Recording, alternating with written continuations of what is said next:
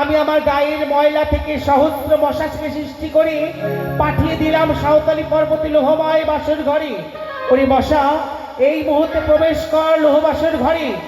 এই মশা যখন লক্ষ্মীন্দরের অঙ্গে দেবে কামড়, লক্ষ্মীন্দর সহ্য করতে না পেয়ে কালনাগিনীর মস্তকে করিবে পদাঘাত।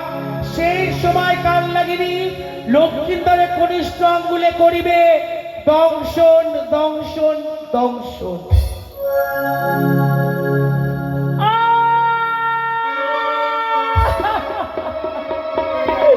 ওরে বলিয়া আমার মস্তকে বাড়ির লাঠির বাড়ি, এবার পাঠাইবো আমি তোমার জমের বাড়ি। আমি ভুল করছি, আমি দর্শন করবো না। দেখি এবার তোমায় আমি মাফ করে দিলাম, এরপরে তোমায় আমি ক্ষমা করবো না। বারবার বাড়িয়ে 2 বার আমার বাস থেকে লাঠি বাড়ি, আমি তোমায় দর্শন করবো না। আমি পারবো না, আমি আর তার চরণের কাছে পড়ে রইব। দেখি দিদি এবার যদি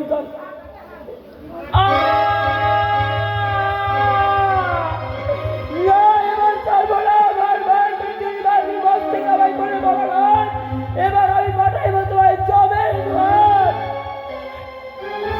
দেখো তোমরা চন্দ্র সূর্য, আমি আজ নিরুপায়, আমি লক্ষ্মীন্দরকে দর্শন করিলাম।